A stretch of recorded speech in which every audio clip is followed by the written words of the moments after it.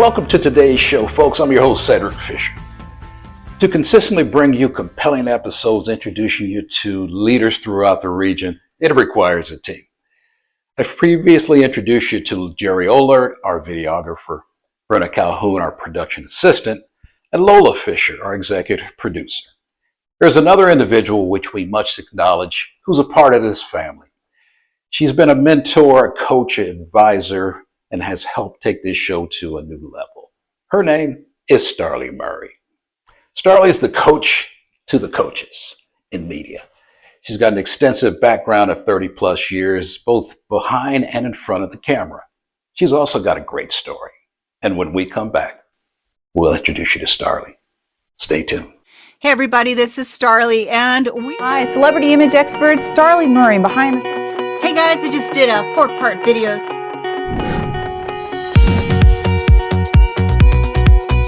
Image is more than what you wear, it's how you represent yourself in life. Tacos or give them hugs, but personal brand should be personal. Be able to teach experts how they can share their gifts with the world.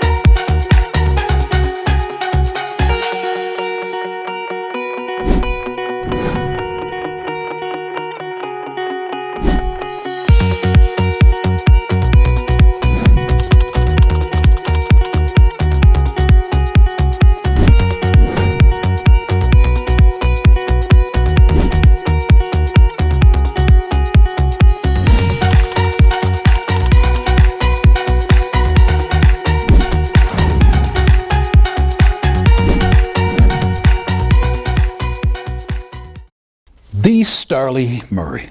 Welcome to the show. Oh my gosh, What a thank you, privilege it Cedric. is to see you. Thank you, I'm so honored. I've been wanting to do this for such a long time. Good. I'm a good. fan of the show, and you know I'm a fan of you. Oh, thank you. Thank you very much. We're going to have a good time today. Yes, we are. So let's start at the very beginning. Tell us where you're from, the city, Yes. and then talk to us a little bit about your career evolution. Well, wonderful. Well, I am from the amazing city of San Antonio, Texas, and otherwise known as where my mom raised me. So no matter where my travels have taken me, all over the world, I've spent many months in different countries, and no matter what, home is where mom's house was.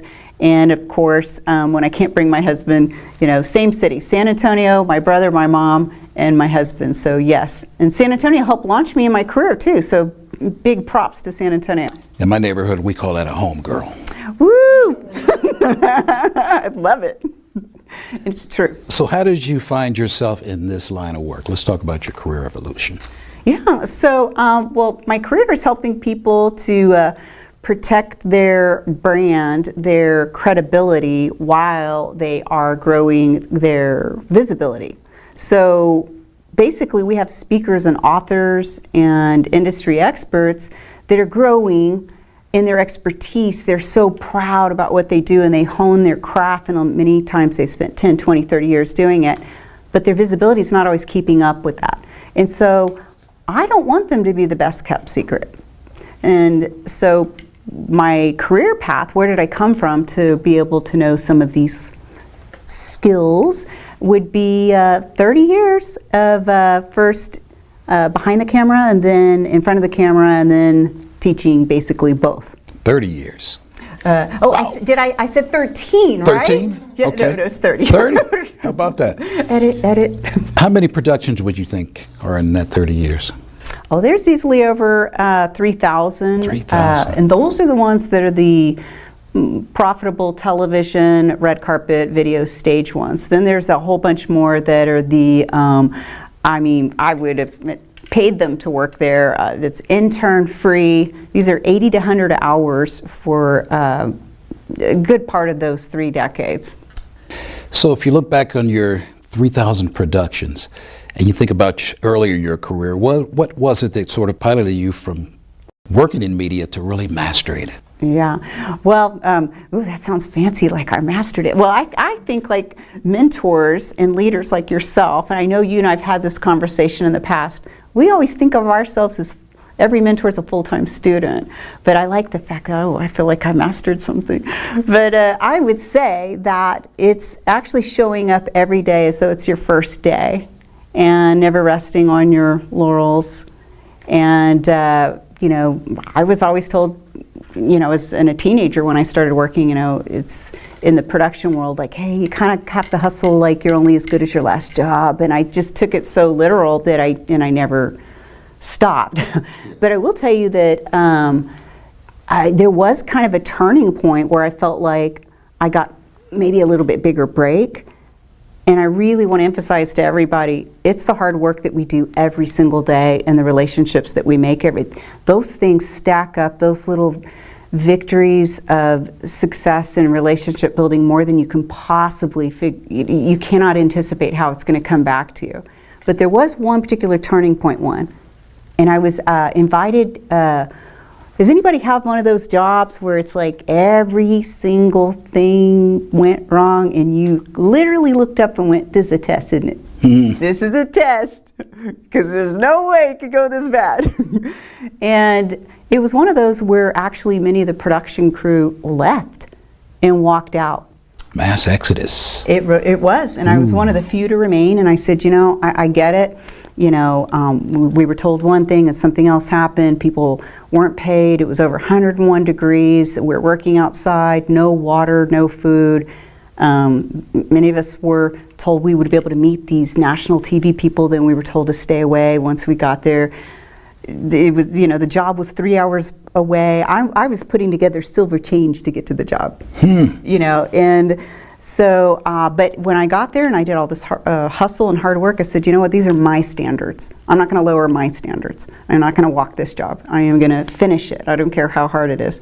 And, you know, that's it. And I left and I didn't think anything of it, didn't get paid, barely made it home, drove all night to get there.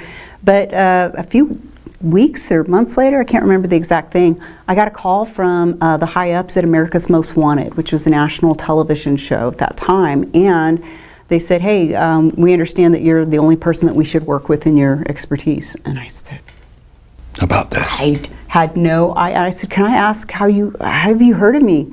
I'm so new, and I didn't have any online presence, nothing. And they said, oh, well, the cinematographer said he'd never seen anyone be more gracious and hustle and kind in the face of adversity. And I went, oh, what's his name? I'm like, fruit basket, you know, production tacos, everything. But yeah, so that ended up making a pretty big change. And I got a lot of celebrity clients after that. Like, that's right when Colin Powell, Tommy Lee Jones, Schwarzenegger, Eva Longoria, like a lot of NBA Hall of Famers. Most of them started kind of pouring in because of that. So that experience turned into something pretty good. Just was, you know, I want to share that with people, that they are proud of themselves no matter what comes of the job at that time.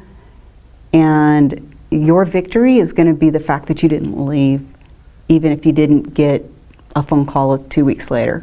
So that really was my big victory, was I was actually proud of myself.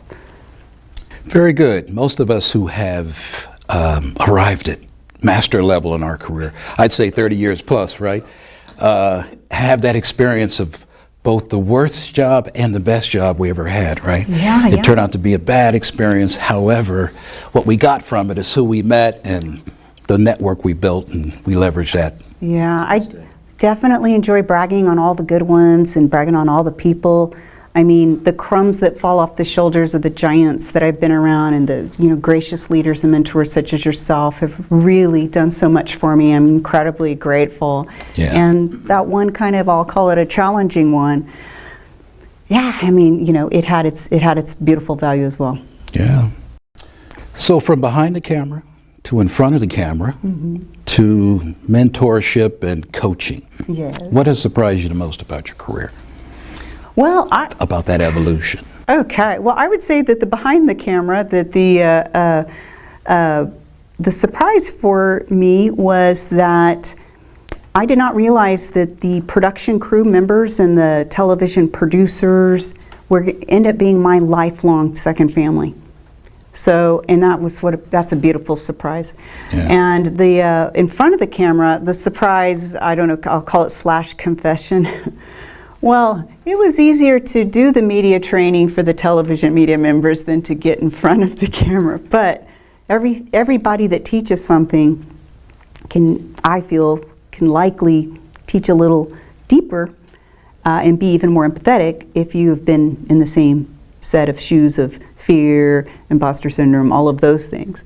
So getting in front of the camera, I think what surprised a lot of my clients is they thought that I'm an extroverted person who's naturally, when there's a room lit up full of people, that brings me the energy.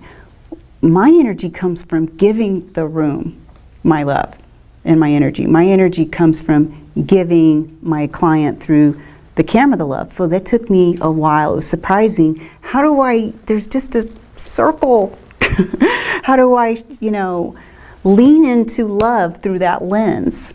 And that took me a little while to figure out, because I said they're not seeing and feeling what's in here, because it's like I have to speak a different language of presenting myself in front of a camera, like more concise, or words that mean things to them more. Yeah. And so that was a big surprise for me. And then the mentoring and the coaching, huge love. I love our private coaching groups and retreats and things like that. And we went from clubhouses to penthouses and everything in between. And I think there's a surprising thing to my clients. They don't realize how much I care about their success more than looking like a fancy guru in their eyes. And when they are trusting me, it is such an honorable thing for me. That accountability, I take that very, very seriously. And they're surprised that I don't want just the attention or a title, and that I really, truly want their success. In mentorship and coaching, that key word is trust. Yeah. They really have to trust you. It's an honorable thing. In I don't leadership, take trust lightly. Leadership in general. It's a big deal. So Starley, you carry the foundational belief that, and this is a Starleyism, authenticity is better than Oscar-winning performance. Oh yes, people forget flaws. So what do you find the greatest challenge in high-performing leaders have in presenting authenticity? That's the word, right? Yeah. Yeah. See, that's authenticity right there. Okay. That's right. So I'm going to tell you, they, like for instance with yourself, extremely good at what you do in all of your expertises, and but not every person is an on-camera, I don't want to say a performer, but someone who knows how to lean into love into the lens right away, because that's a learned skill.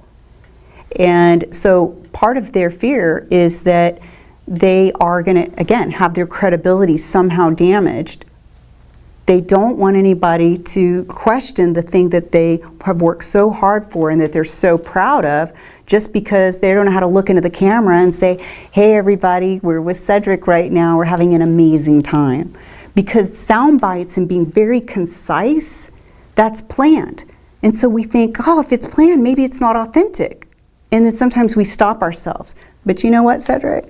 If these are your words and you believe them, it's authentic. If this is your belief system, it's okay to say the same words more than once. In fact, my favorite soundbite in the entire world is 3 words. I love you. I love you. Mm-hmm. Okay. I love you, my friend. But and you know what? Good when I'm telling soundbite. my husband, I'm telling my brother, when I am telling my community, I love you guys, it's 3 words. I've been using it for many, many years. It's still authentic, so it's okay it's okay for you experts to be a little bit rehearsed, because it gives you more time to be concise, or it gives you more time to put yourself in their shoes, so you can maybe use the language that makes more sense to them. Because sometimes our coaching language, our expertise language might be different than how the other person's receiving it in a learning process. True. Very good. At this point in your career, you're a big part of your, I guess your influence is reaching back or giving back to youth, right? Or to the younger folks Sure. coming into media. Yeah. What's something you would tell them about this career and about getting to your level? Oh, wow. Not sure if you want my level, guys. This comes with a lot of hustle, but yes. That's a good one. It comes with a lot of hustle, It does right? come with a lot of hustle. Gotta hustle every day. Well, a lot of people who love it make it look easier than it is. And so the first thing I'm going to say is research everything to make sure that you have a pretty good idea of what you're getting into. You don't want to get into something just because of how it makes you look. It needs to be how it makes you feel when you contribute to this world. Because that's bottom line, any career that you're going to be in, you're going to be contributing in some way. Now, how does that make you feel? I felt so good every time I've done mentoring or a stage speaking. It's not because I am not the belle of the ball, want to be the center of attention. It's because I'm a greedy giver, and I love trying to help and make a difference. I grew up with a single mom. I did some help with my little brother when we were growing up. I was the helper in the house. And so as you get more skill set and more tools and resources, the greedy giver wants to help on a bigger level. So when I walk into a room, I'm aware of pretty much every single person that I have a strong visual mind can remember. And I'm thinking about their comfort level and their experience. And if you're the mentor and the coach in the room, you want to make sure that especially that's being addressed.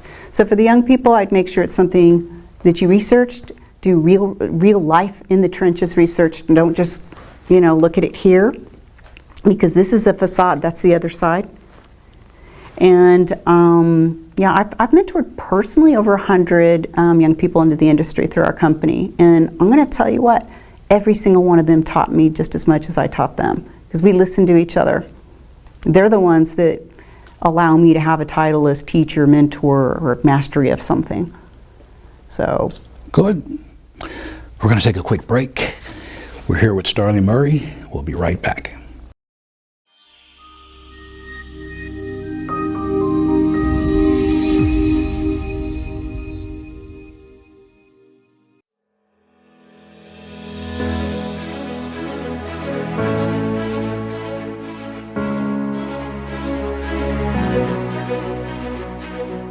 Every child faces a moment when fear feels bigger than courage.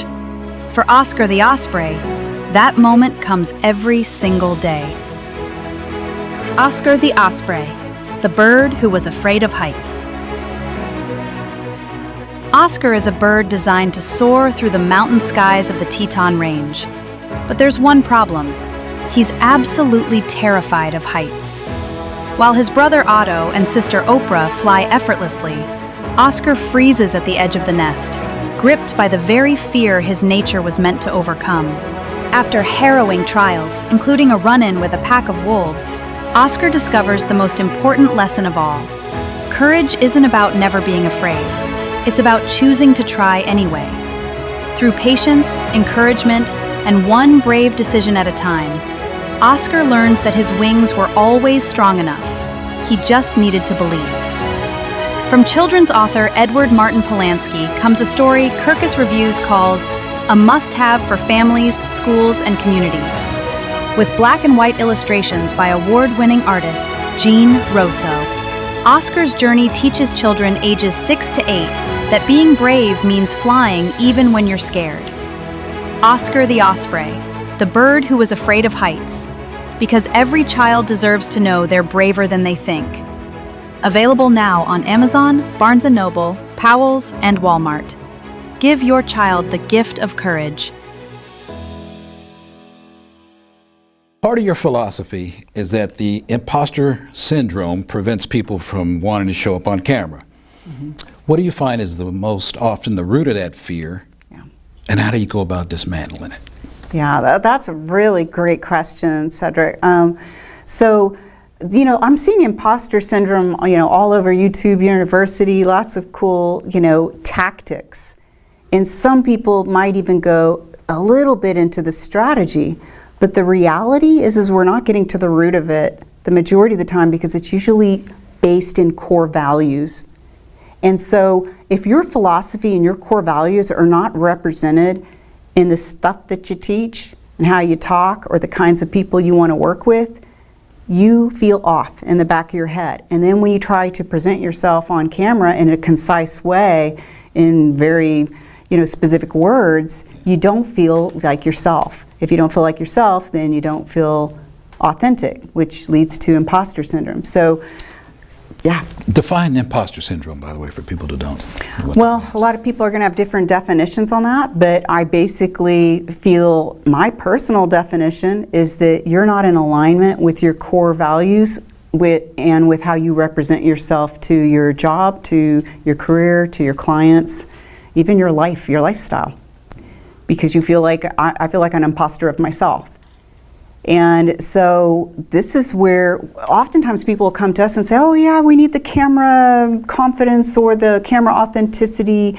And then they realize that, well, I don't really have a fear of camera. I have a fear of, or I have a lack of preparedness.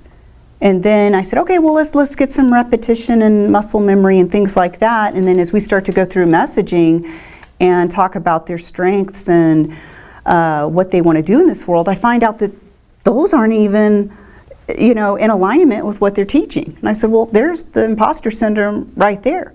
Your core values and your philosophy is this, but you have changed. You've settled for something a little different because you're getting a lot of tactics out there on the World Wide Web, and you're told you should say it this way in order to look and sound good. You got to fake it till you make it. Well, I got news for you. You were good enough to begin with. You don't need to fake it till you make it.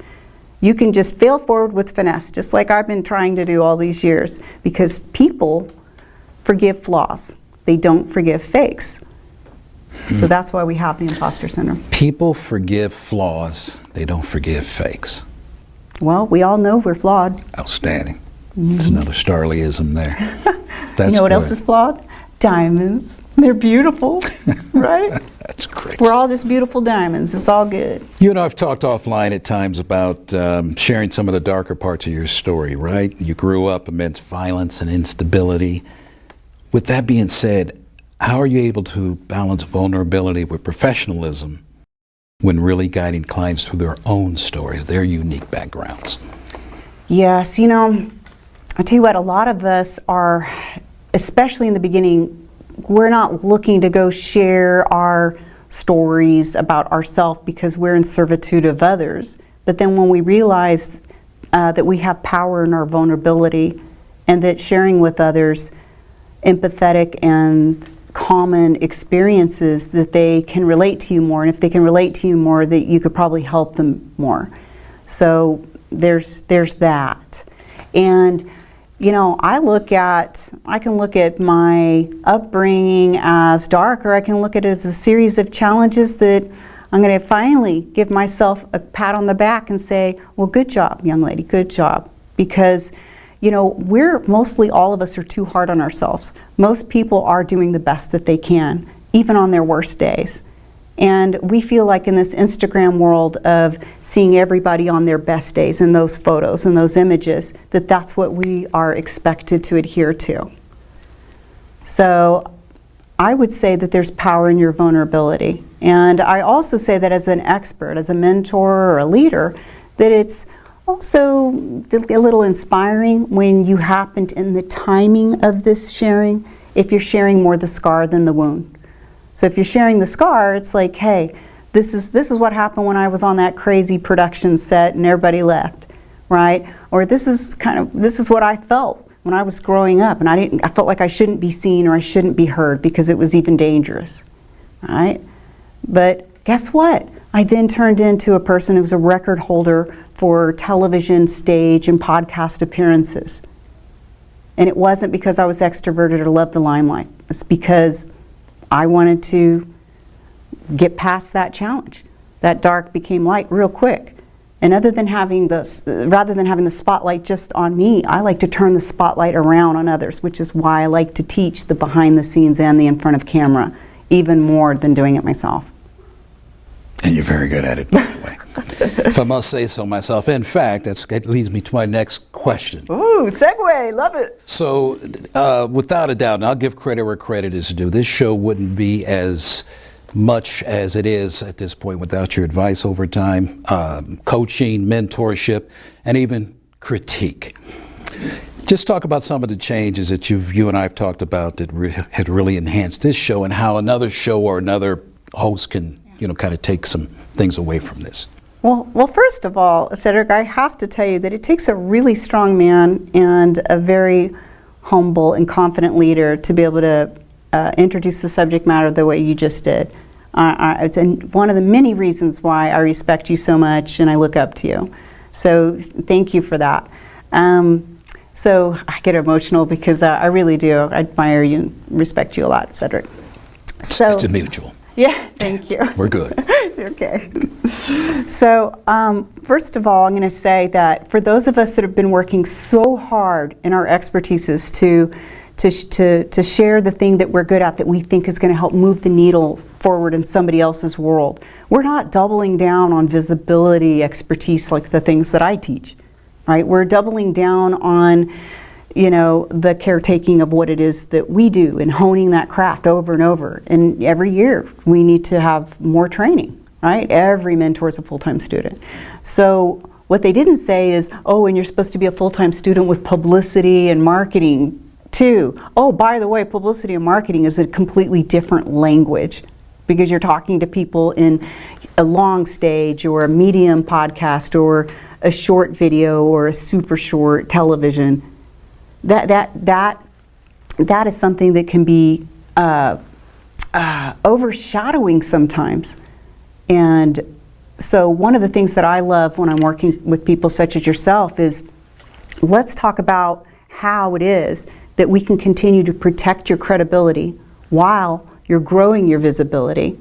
Because I can come in and share some of the behind the scenes cool, like, hey, we could do this and that on set. And I mean, your crew is amazing. I love them. I've already adopted them as my second family, whether they want to or not. I'm sending the love, you guys. But, it's in that growth, haven't we seen it opposite? Especially with the way AI is happening right now. A ton of AI content, coming in, copy and paste, just add water expert. Look, there is definitely no shame in being new, but you're allowed to, you don't have to fake it till you make it. You are good enough where you are, right? And in your case, you're ahead, you're ahead, so you're gonna be protecting your credibility. But I would say that for your show, some of the things that I love, that you've been next leveling is how you lead by example and you listen to your crew and you empower them. And you're such an inspirational leader and you're not micromanaging everyone. You pick the best of the best, and of all of us best of the best, also have maybe our weak points. And you give grace and patience and forgiveness in those areas while we're all getting stronger on our weak points. And it allows us to have more confidence and to leverage off of these successes to make our good stuff shine even more. So anyway, my hat's off to you. You're amazing. It is quite a crew that we have, and I often tell them I'm the least talented person within the crew, so they do a phenomenal job. We're going to take a final break, and we'll come back with a few more questions. We'll be right back. One of the things that surprised me the most after working on over 3,000 television and video productions is this. Many of the most talented leaders are still struggling to be seen. And it's not because they have a lack of incredible expertise. But the world's changed. So today we have artificial intelligence, constant streams of content, and noise and distraction more than ever before. But there's better ways to be seen and still protect your authenticity. Hi, I'm Starley Murray, and after years behind the camera seeing how leaders are positioned with success visibility, so I created the Credibility and Visibility Retreat as an immersive experience for a small group of exceptional leaders. Together, we focus on 3 powerful areas. First, helping decision makers quickly understand who you are and the value you bring. Second, strengthening your unique messaging so your expertise connects with the opportunities and the audience that you want to attract. And third, creating visibility assets so you can immediately use for speaking engagements, book signings, podcasts, TV interviews, and online collaborations. All of which I can show you AI shortcuts, how to do wisely and with authenticity. So instead of leaving with a pile of notes you may never use, you can leave with clear positioning, refined messaging, and tangible assets ready to put into action. Click the link below and take a look at what we're building together. Comment retreat and we'll send you the early access details. The future is what we make of it. Starley, what's the one thing most folks don't know about you, but should? Well, I think that they should know that, I mentioned earlier, when you love something, sometimes you make it look a little easier than it is. They just assume that it's easy for me to be on camera, easy for me to be on stage, TV, but I have had, and I can still get the same imposter syndrome and fears and all of those things, even if you get to wear the leader or mentor title, because there's always something that will throw you off a little, or this is the thing that happens to me the most. I challenge myself to grow all the time, which means I'm going to hit another fear wall. I don't know if this record was exactly true, but I'd heard at one time that Michael Jordan had held the record for making the most free throws while he simultaneously held the record for missing the most free throws. So sounds accurate. Yeah. So, but the lesson I took from that, regardless if I have my stats off there, is the fact that people who try more fail more. So I think that they think if you make it look easy that you don't still experience what they do, but I do, which allows me to be even more empathetic and to be more realistic when I'm making supportive training or when I'm suggesting how they go forward with changes that works for them and their growth path. But I think that they would be surprised. And in fact, being afraid to be seen and be heard growing up, that fear is even stronger just walking into a room, let alone being on a camera or a stage. Yeah. So no doubt. It's the love that carries me through. It is the leaning love into the lens. And I'm going to say one last thing about that. I had to ask myself, because I did well coaching other people, and I was having a hard time coaching myself on this one. And one day I said, well, Starley, do you care more about what people think and this judgment, or do you care more about helping other people improve their lives? Interesting.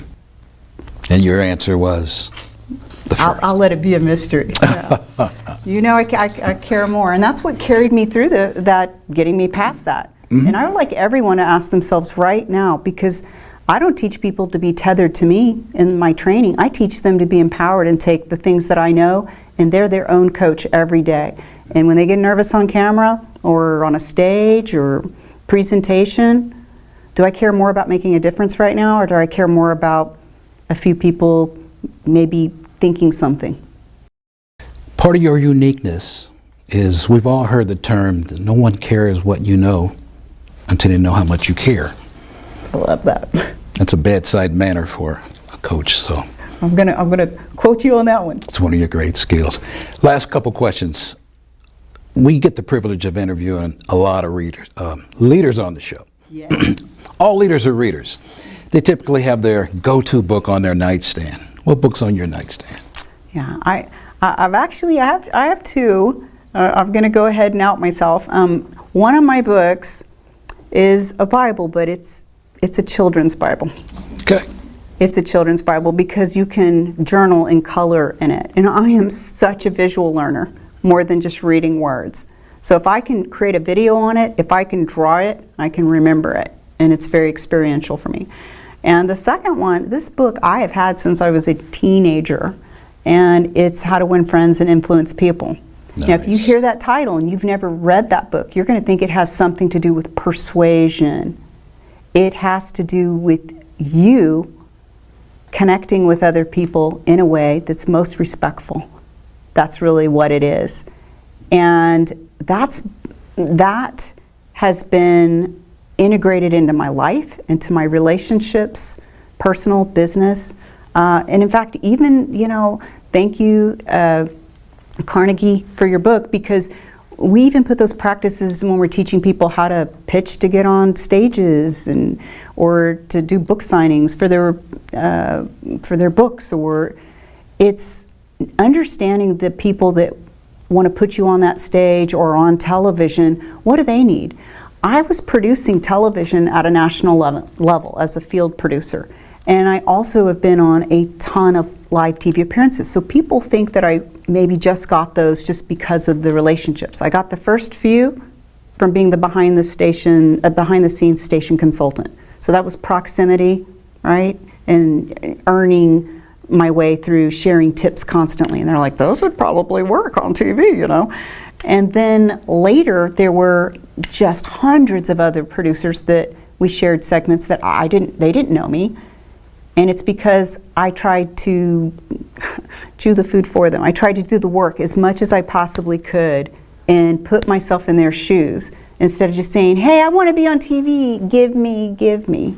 It was more like, hey, I've researched your audience, and hey, I know that typically you're gone by this time of day, so I tried to get the email to you here. I try to make sure that, and it's what Carnegie teaches, is how do you make them feel better? How do you make their world easier? And it's a cool way to build relationships.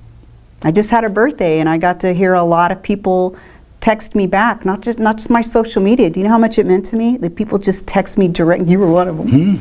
Absolutely. Text me on my phone. And I'll say happy birthday again to you. Thank you. We're so proud of you. Thank you. But I love the love. What can I say?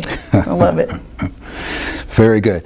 Last question, how can folks follow up with you or learn more information about your media services? Well, thank you for that. Well, before I say that, I want to say thank you so much for allowing me to share my story and to provide me such a beautiful platform to connect to your audience. I know how important they are to you, so thank you for trusting me with that.